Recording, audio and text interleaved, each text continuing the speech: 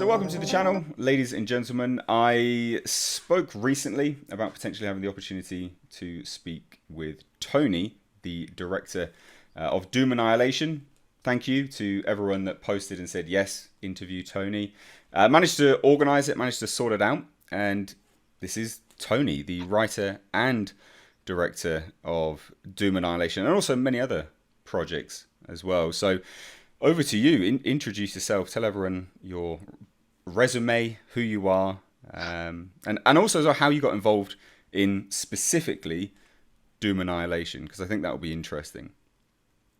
Okay, I'm Tony Giglio, the writer-director of Doom Annihilation. This is the seventh film that I've directed. Been fortunate enough to write a handful more. I started my career as a production assistant.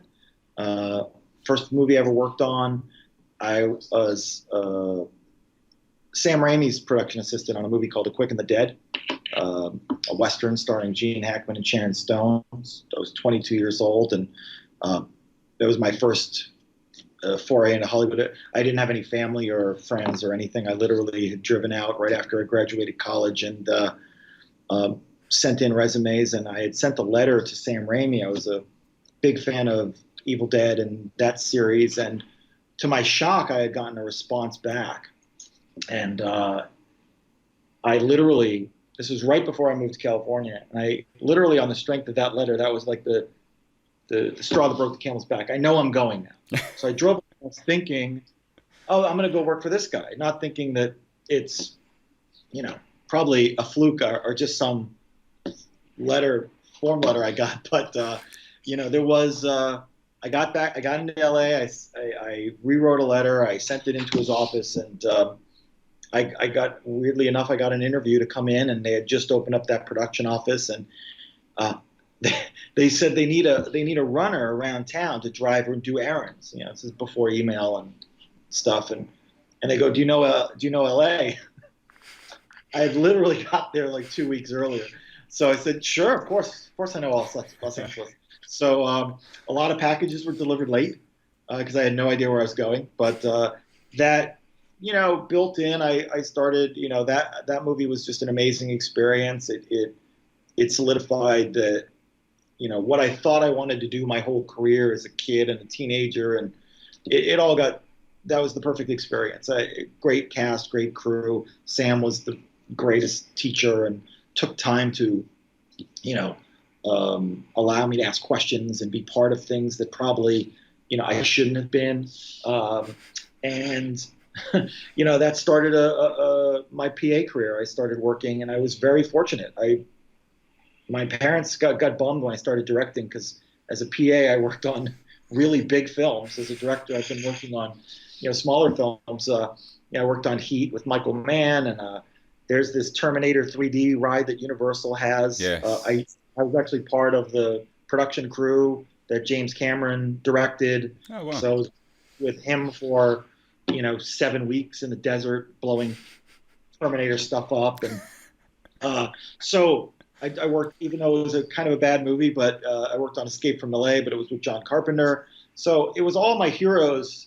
I literally was doing a check mark, Sam Raimi check, James Cameron check, John Carpenter. So it foolishly gave me confidence to think, oh, I can direct. And I, started my directing career at like 26 or 27. And,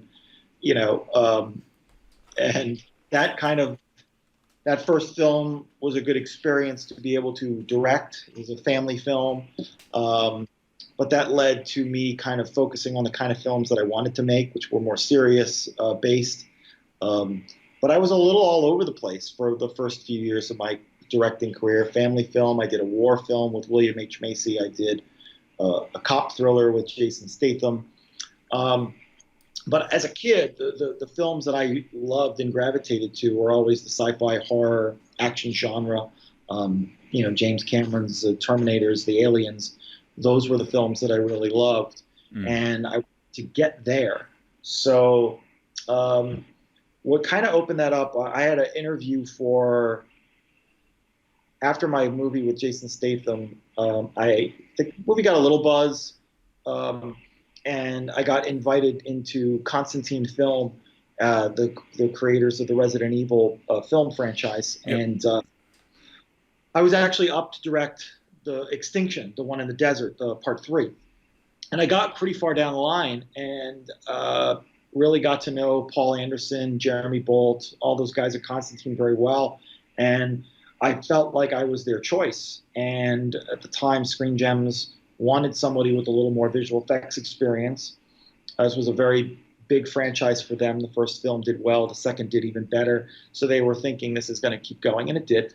So I didn't blame them, but it was a little bit of a bummer because that's the kind of movie I really wanted to make. Mm. But I really partnered up, made some good friends and with Paul and Jeremy and those guys. And a couple years later, Jeremy Bolt called me and he said that Universal was considering doing a death race film franchise, a kind of a lower budget for home entertainment.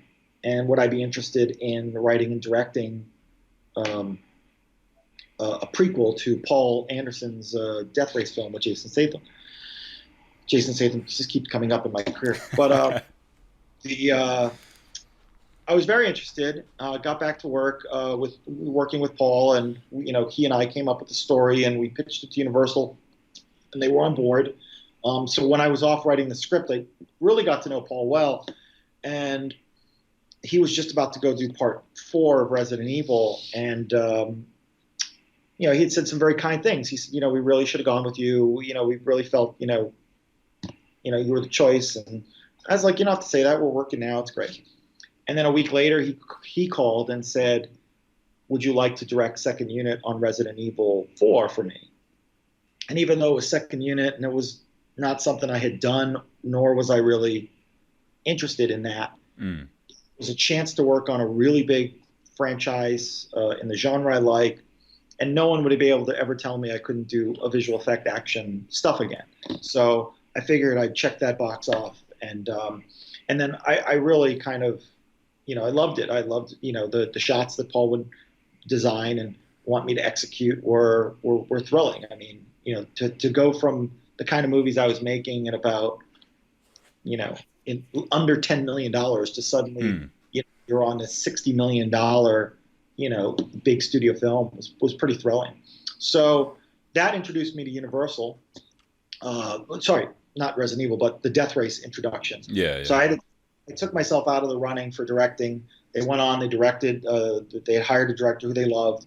The Death Race franchise started taking off. I wrote two more films for them, and then got in a position where I had lunch with one of our executives. Her name's Lisa Gooding, and she was like, this division of Universal likes to use IP that they own and either do a sequel or a prequel or a reboot or whatever. They want to do like titles they own that theatrical doesn't want anymore. Mm. So and they were like, well, what of the library, if you could make any Universal title?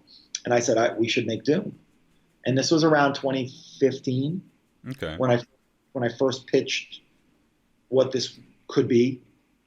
And she was really up for it. And at the time, we couldn't get a lot of support because the previous Doom film hadn't done very well. Mm. So they were a little lukewarm.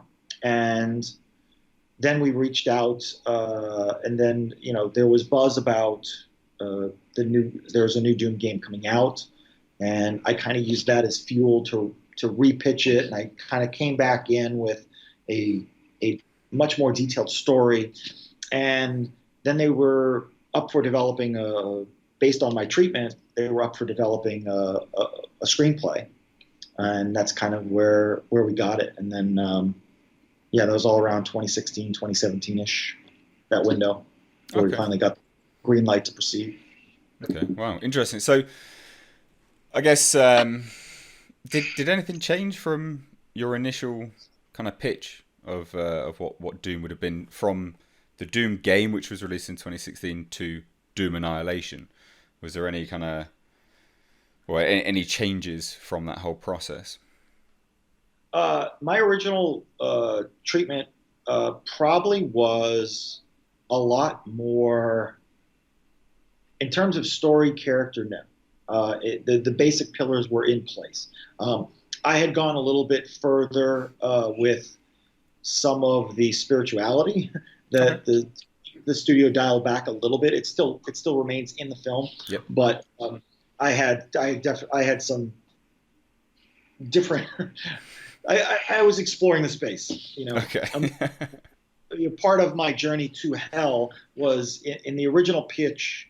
I not only went to literal hell, we went to a psychological hell. We went into the main character's mind, and they were like, "Let's just dial it back." So, Okay. but that was pretty much it. I mean, they really liked the story. It wasn't one of those things where they had objected to the story before moving forward. It was Mm. simply they base everything on, what did the previous Doom, they weren't looking at the potential of that new game coming out. They were only Mm. looking at what the Rock movie didn't produce. Yeah. So, Okay. so that was our biggest hang up. So Yeah. that so Okay. So I think, like, I mean, before touching on the actual movie itself and like my thoughts on it and how you went around doing certain things and why certain decisions were made, I think it's really important, and for complete transparency's sake as well, it's really important to cover some of the controversy that was around it. And I say that because, of course, watchers of my channel will know I made some videos on that. And I'm free and happy to hold my hands up and say some of that was utterly wrong, for sure, which, depending on when this is released, you would have either seen the review or this will be me just saying it, either way. But I think it's important to touch on some of the controversy because, you know, some of it was perpetuated by a lot of websites and a lot of the Doom 2016 fandom, and it'd be insincere and we're just not very genuine to kind of cover it. So I think, first and foremost, the main gripe and kind of controversy was, the first trailer, and no, I don't think it was the first bit of controversy was either a Twitter post by the lead or the first trailer. It was one of the two. But either or, that's what sparked, well, I guess you could kind of say it, faux outrage, from people because of the lack of, in that material anyway, Doom guy. So with respect to that, is there anything that because you've said a lot about it anyway, but because obviously this is, you've got a captive audience here, is there anything further that you would want to say on that, like what happened, why was that post made?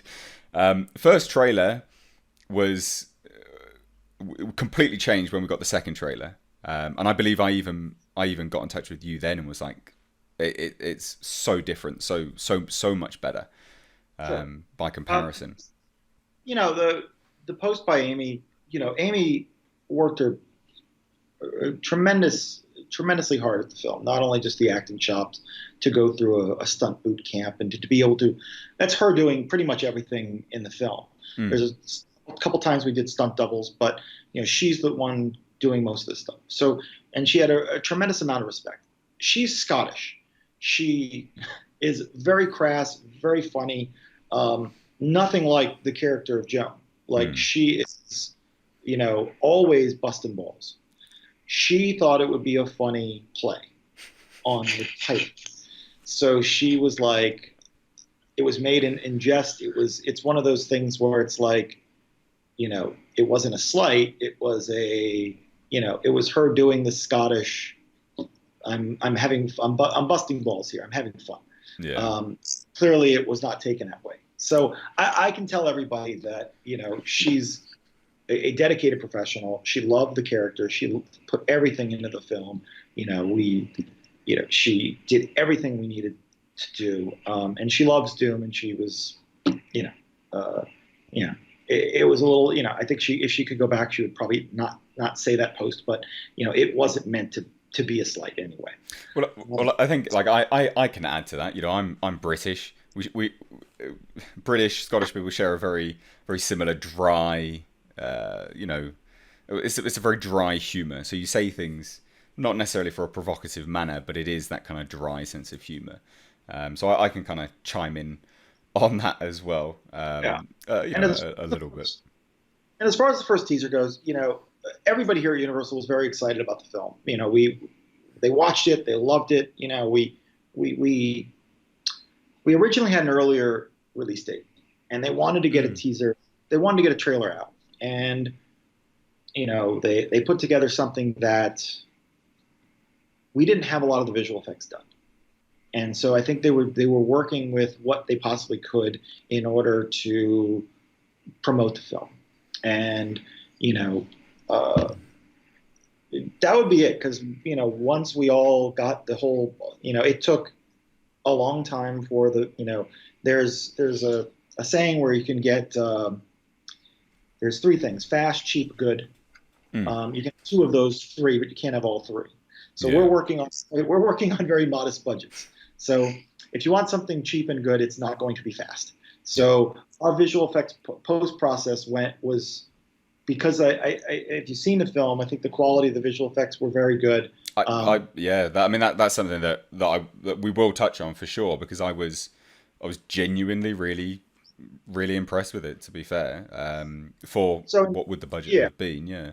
part of the marketing, and the marketing department, I think they were very excited to get something out, and they were put under the pressure of we originally had an April release date. Mm. So they had to put together something. We just didn't have. I mean, the film has close to 1,000 visual effects shots, and I think at the time we only had about 80. So I think they did what they possibly could. And I think we all loved the opportunity we had to put out that second teaser and say if we could have a little do over, Yeah. here it is. And because once we realized that the post production process was going to take that long, they pushed the release date to October 1st. Is it So, October 1st in the UK as well? The 28th in the UK. mm. Then suddenly we were like, okay, we can't just live with that other teaser. And once all the visual effects, we all got together and said, let's put together a new one to show the audience and the fans what is a better representation of the film. Yeah, and as well for anyone watching this, I will say that the second trailer is absolutely a much better representation of the end product of the film for sure, without a shadow of a doubt. So I guess all kind of controversy things to one side and the trailers and posts and things like that. Let's get into the meat of the actual movie itself. I mean, I really enjoyed the film. Genuinely, I had a good time with it. As you say, like it must have been a modest budget. I'm not sure if you're allowed to say what the budget was because I don't think it's been revealed anywhere. Um, it's modest. That'll be a no. We're not allowed to say. So. For not to say, but it's. I think let's just say I think the sushi budget on Fast and Furious was probably higher. All right, yeah, that's fine. And I think with look, it's obviously going to have a modest budget because it is direct to video. I guess that term's completely gone now, isn't it? We're direct to streaming or whatever it is these days. So obviously the budget's going to be modest, and obviously you have to gauge your expectations of the end product based around the kind of platform that it's going to be released on or in what format it's going to be released on. And in doing so, when I watched it, obviously having that in mind, I did actually really enjoy it. And one of my main issues with the trailers was the sets.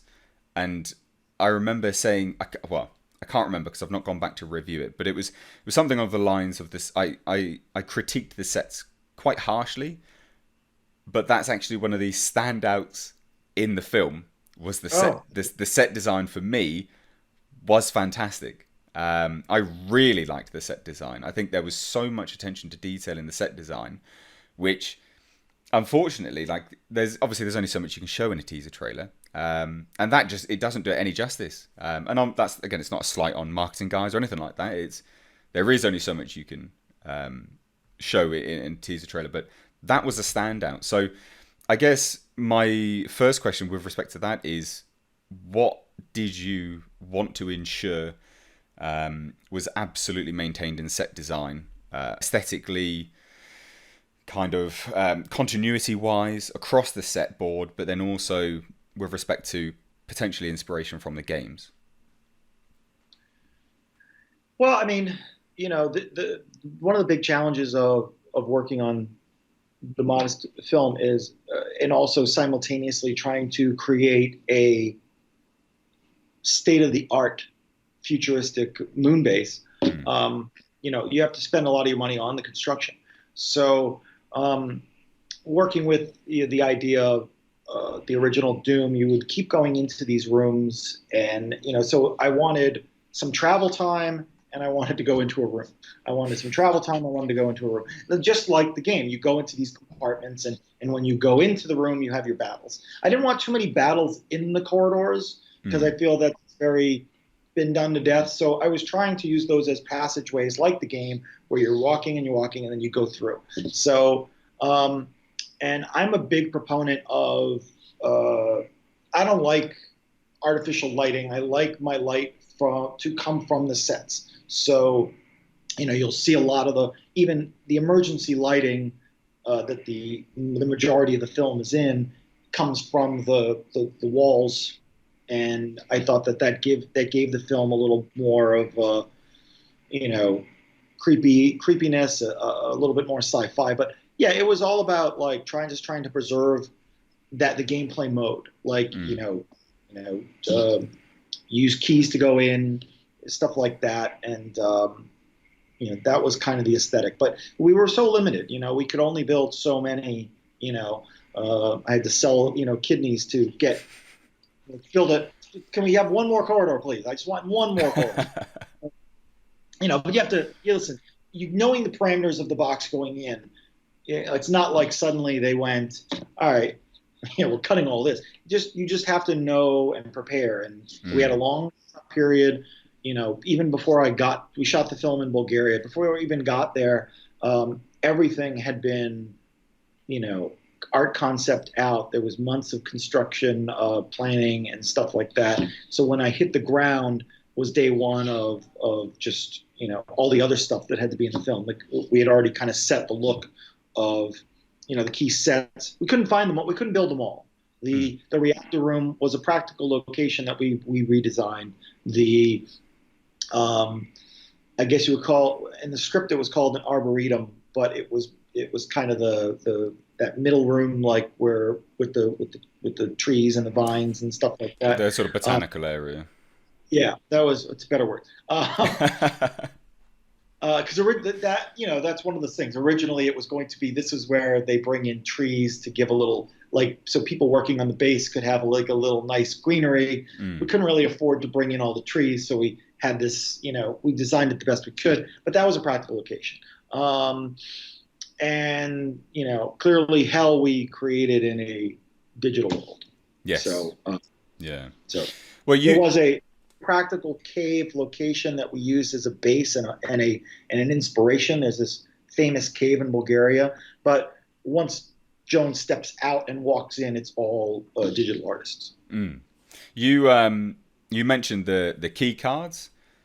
Yeah. That is one of the things which I loved in terms of Oh, being connected from from the video games.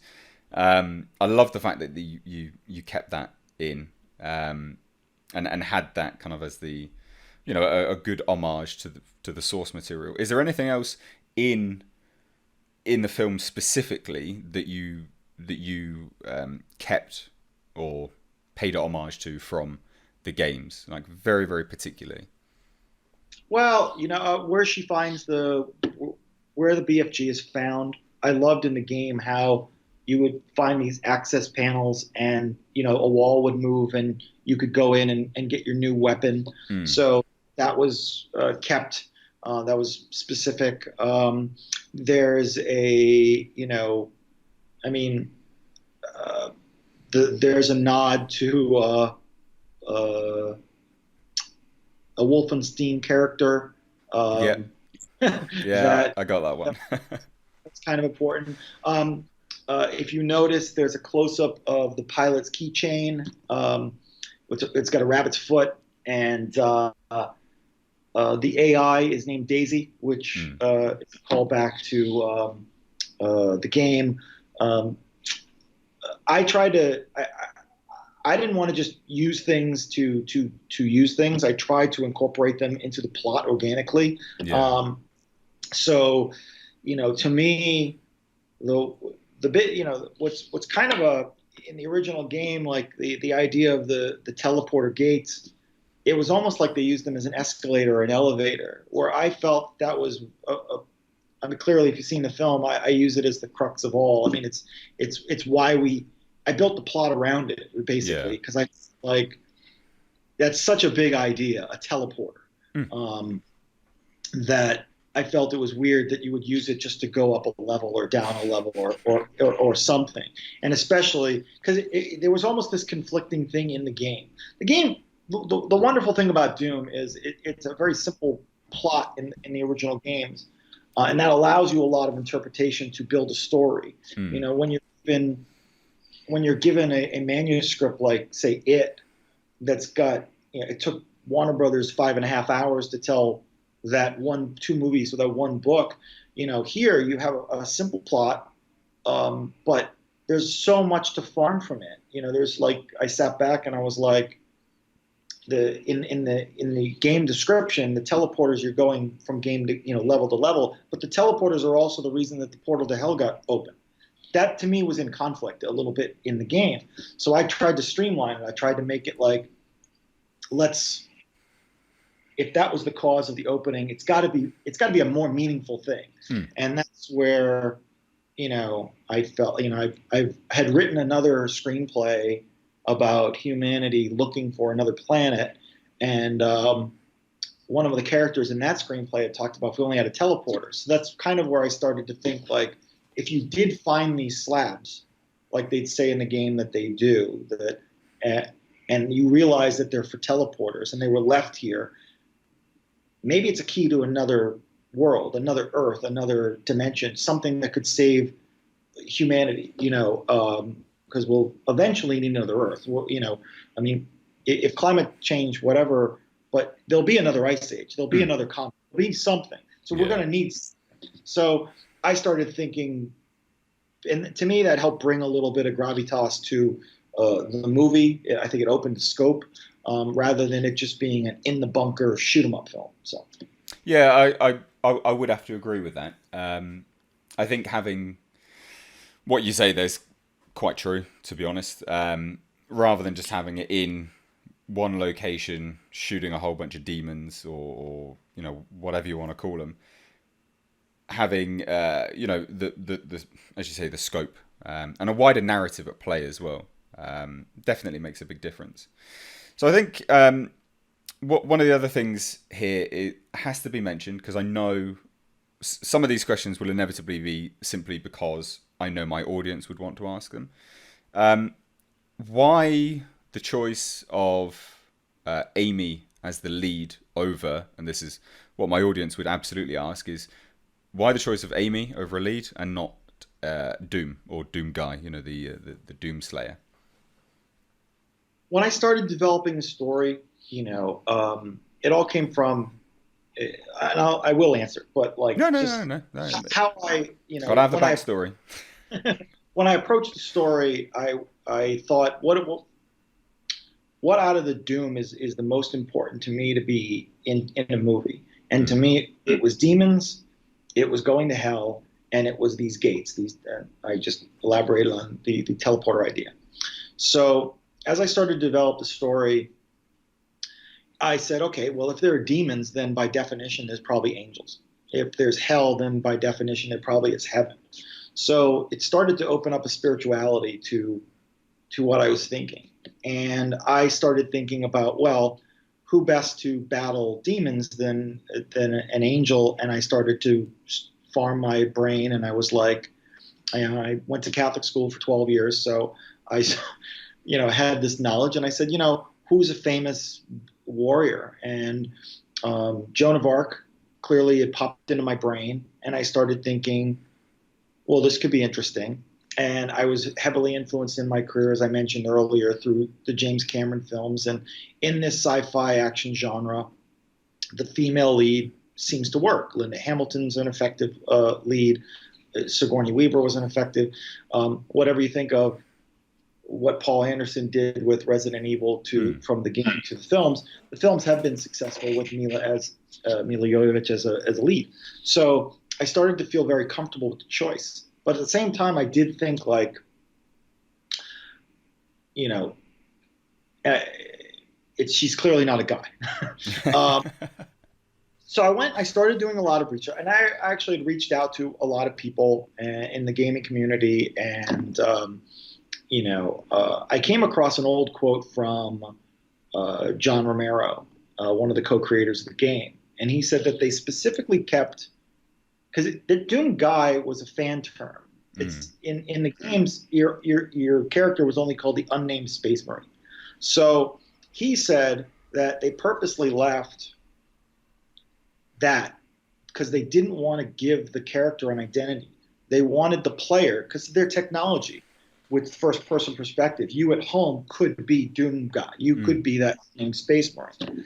So I didn't feel that's kind of how I, felt comfortable with making the decision to go that way. I felt like I had the previous Doom movie had The Rock and Carl Urban, and people didn't go see it. So I didn't feel the necessity to put in a male lead.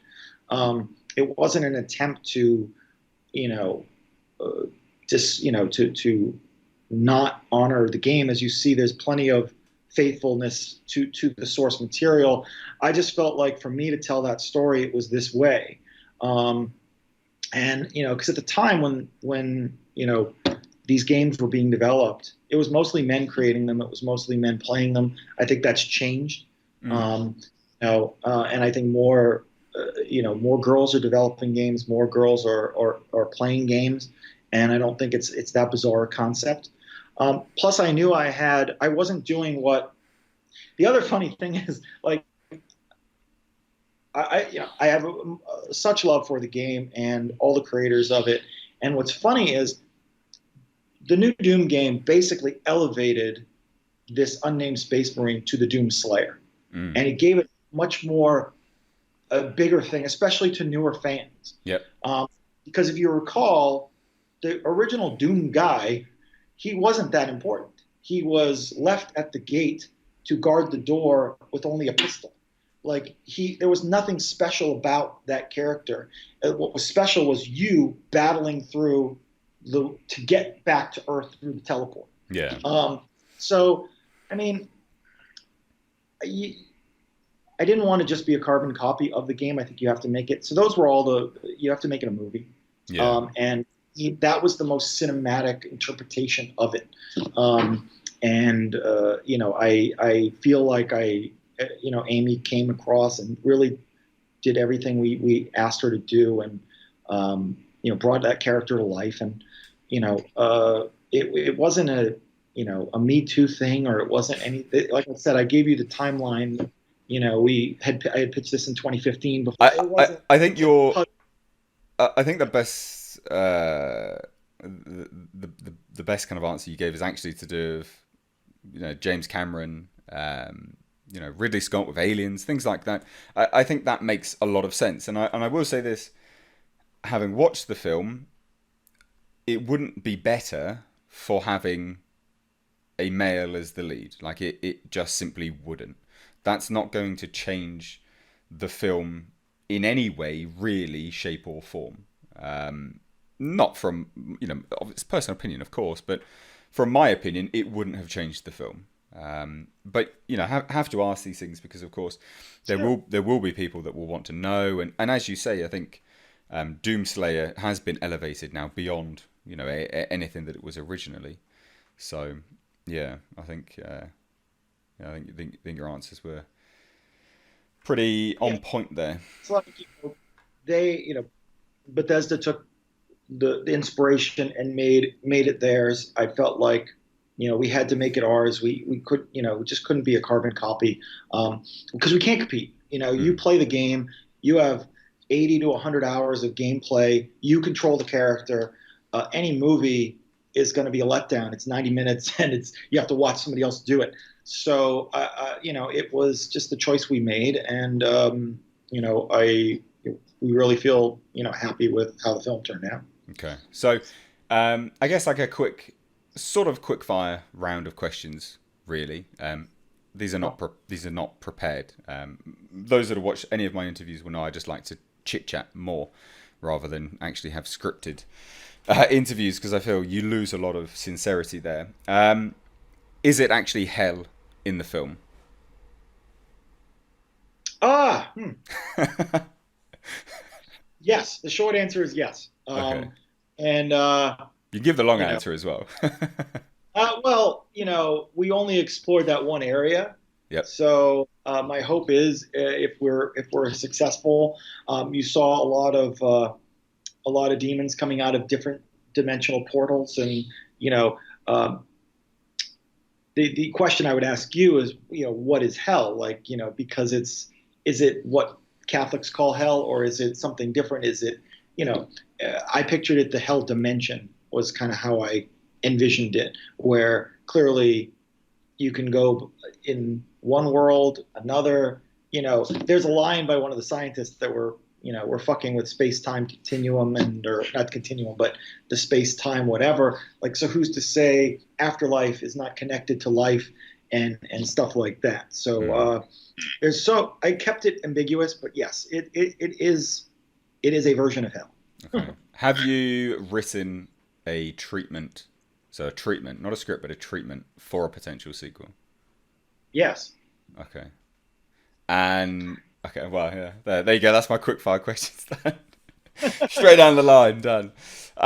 What was the highlight of working on the film overall for you, and what was the main key direction that you tried to take with this film? The highlight, this was such a hard movie at every stage because there was so much added later. So the real highlights came once all the visual effects came together, because almost every big action scene had some element in it. So there was a lot of imagination for so long. I you know I loved writing the film. It's one of my favorite parts of the whole process. Um, the way I usually describe this, three phases. You have your script writing, you have your development, your shooting, and your post. Um, Script writing, you write the script and you're so happy, it's perfect. Shooting, shooting messes everything up, because when you're writing it, the generator doesn't malfunction, or that light that's supposed to be on is off, and that actor is not in the bathroom, and that wire that's holding that demon. So post cleans up all that, and you try to get post back to what you originally had.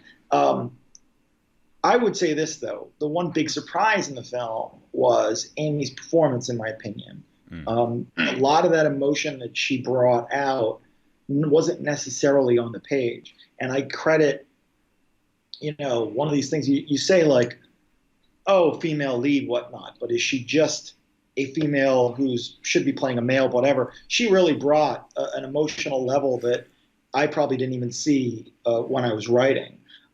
Not just the moments with the flashback to her mom and stuff, but the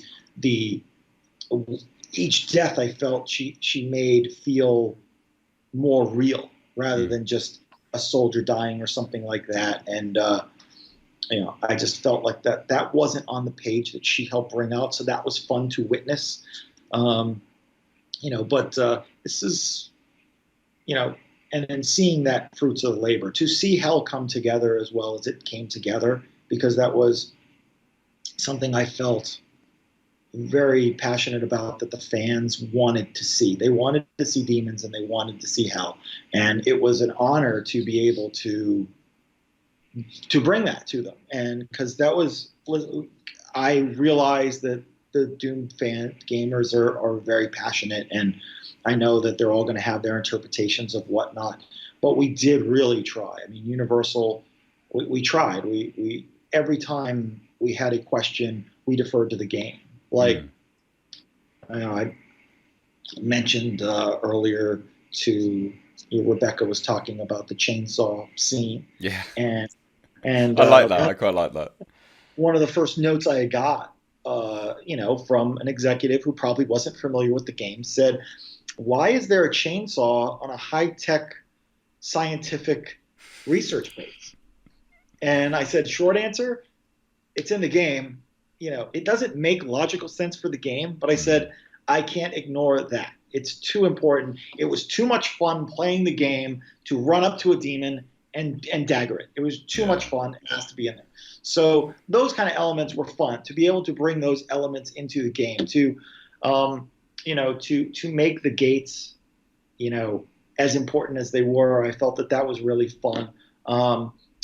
The just to be able to uh, bring a Doom movie to life that I felt was a not a perfect, but a better representation, a better faithful adaptation of a game I loved. yeah. That was I will say this as well for anyone that watched the original Doom movie, like this is better than that for sure, like without a shadow of a doubt. I think it's a better representation of Doom on screen. take that rock. But I mean, look, it's not. No, I don't let It the rock after me. Don't. well, he's a big dude. It's like, Um, yeah, no, it is a better representation of Doom. I don't think even only fans of the new game will be able to deny that, having seen the movie. And of course, like the movie's not without its issues. I'm not going to sit here and just praise you because that's that's, sure. there's no integrity there, is there? However, I do I, I'm under no aspersions that the limitations of the budget is probably what caused most of my issues with the film. Like, I would imagine, anyway, the outfits of the Marines, the helmets, with the greatest of respects, do look like bicycle helmets.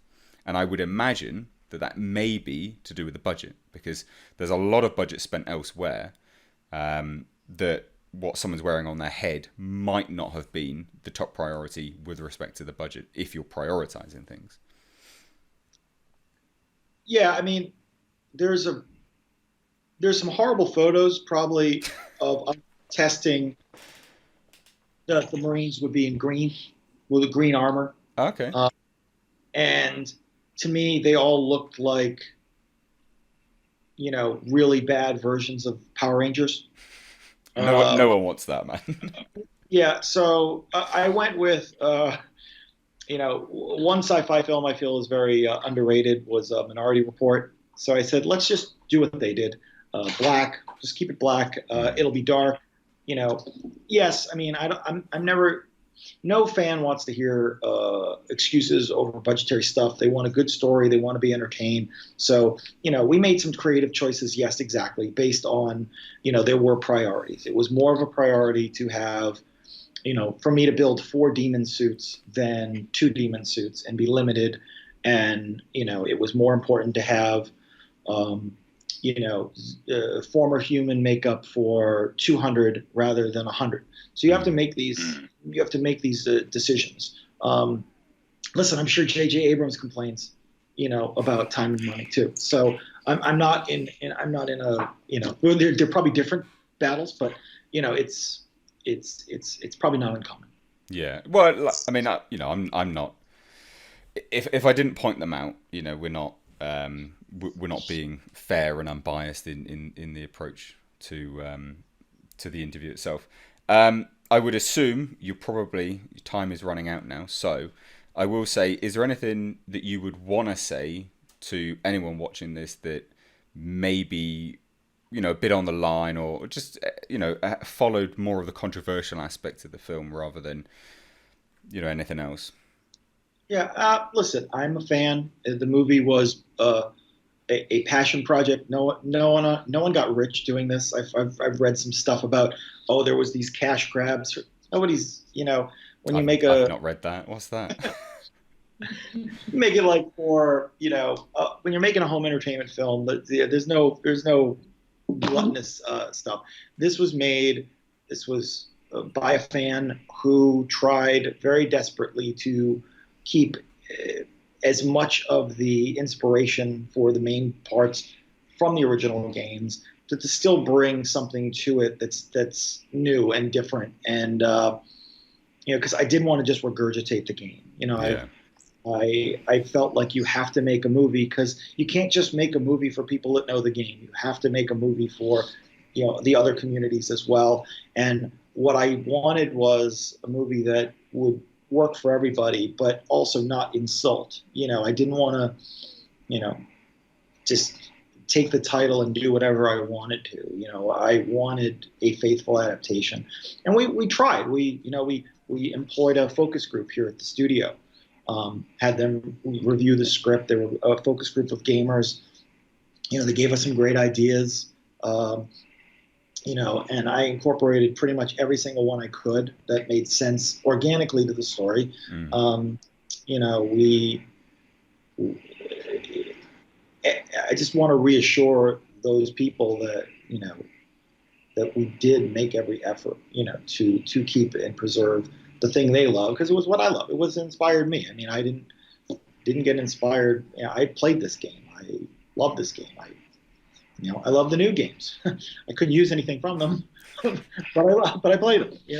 So it was definitely made a labor of love. So I do hope people like it. If they walk in, with fresh eyes and open mind, I think they'll enjoy it. Yeah, and as well, just to kind of close, I would say second all of that, as well as just temper your expectations. It is a home release movie, so you have to temper your expectations based around that as well. But genuinely, really appreciate your time today, Tony. Thank you so much. Thank you. Cheers. Right.